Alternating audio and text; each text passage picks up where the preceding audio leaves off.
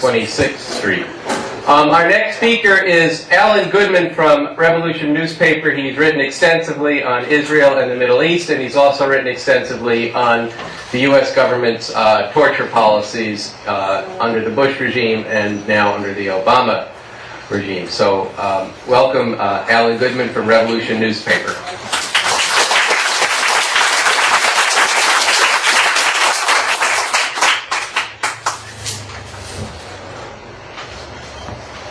Thank you. Yesterday, a few of us returned to the Holocaust Museum, which, as some of you know, was the place where, during Israel's massacre of Gaza, a couple of us were given criminal citations by the New York Park Police for, quote, criticizing Israel with no permit. But nonetheless, we returned. And we returned with the banner, the poster that you see in the middle of the bookstore, which is a quote from Bob Avakian that says, after the Holocaust, the worst thing that has happened to Jewish people is the state of Israel. And a lot of people have asked me, oh, what response did you get at the Holocaust Museum? Well, as expected, we got some muttered threats, but actually more common were angsty expressions of despair.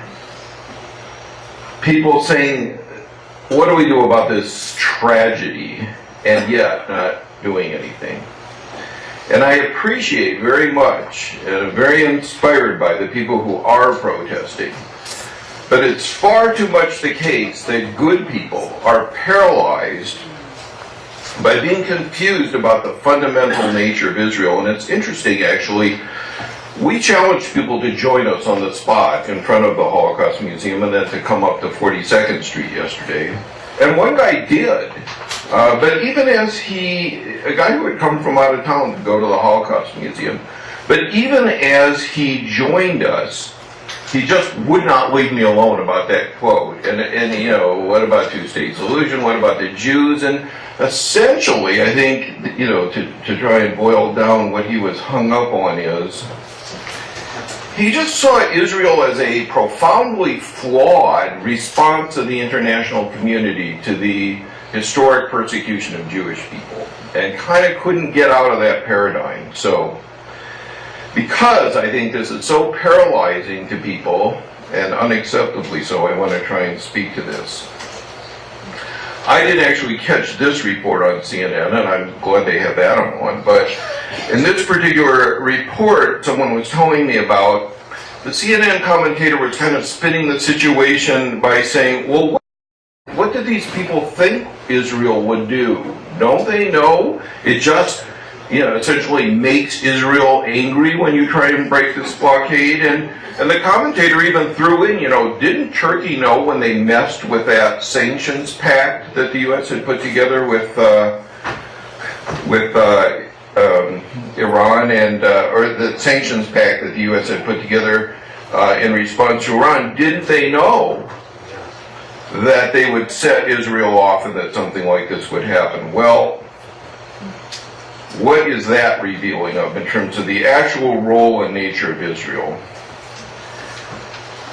To speak to this, let me go back a little, because sometimes to understand the fundamental nature of something, you can't just start yesterday. You know, this is one of the big problems we have in struggling with people about the nature of Israel. You have to go back and understand where this came from.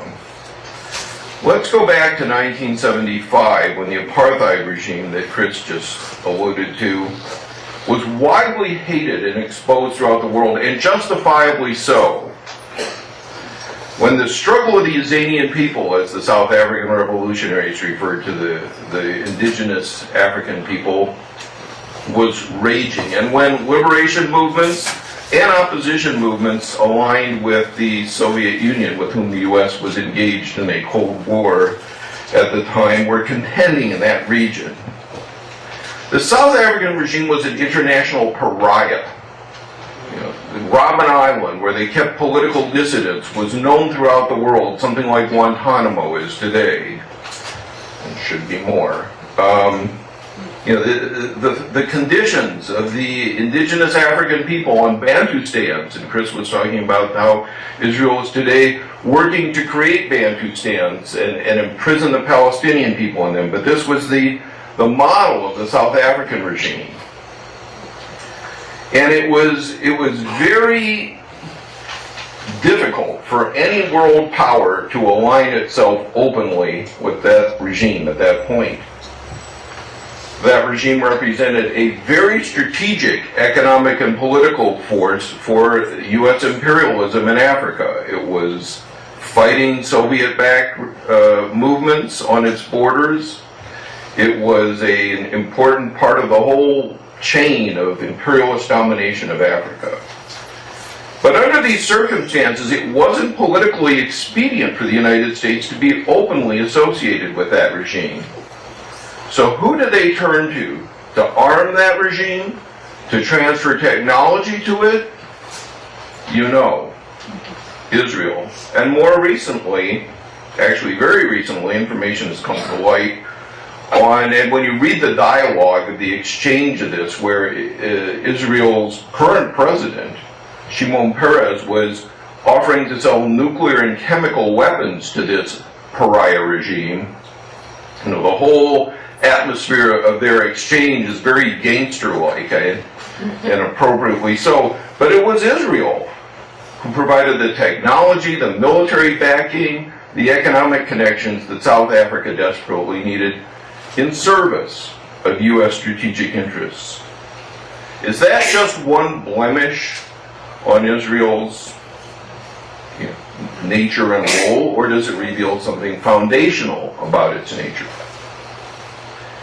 Let's jump ahead to another part of the world, Central America. Yes, I said Central America.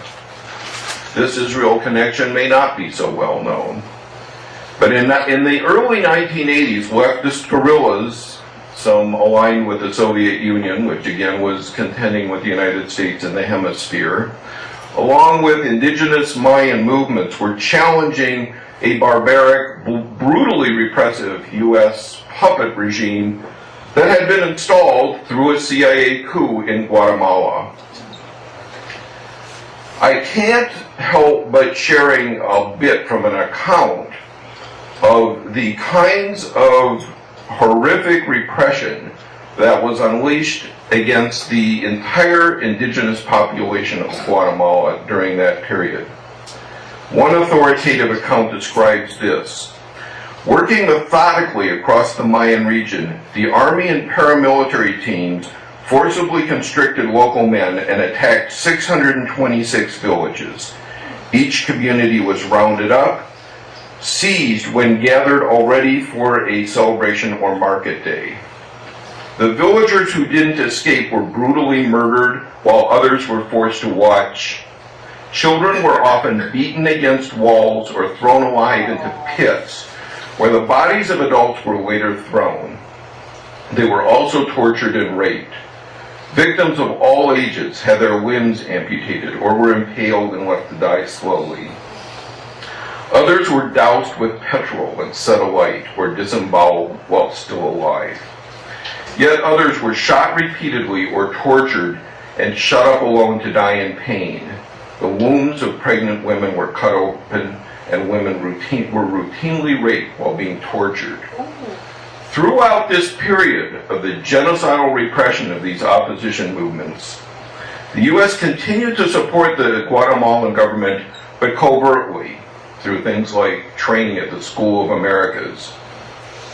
Can you guess what country stepped up to the plate to provide military and logistical assistance and training to the forces carrying out these atrocities? Israel provided the planes to get forces to these villages. They provided the armored personnel carriers, the patrol boats, the weapons, 15,000 assault rifles, including the infamous Uzis sold by the Israelis to the Guatemalan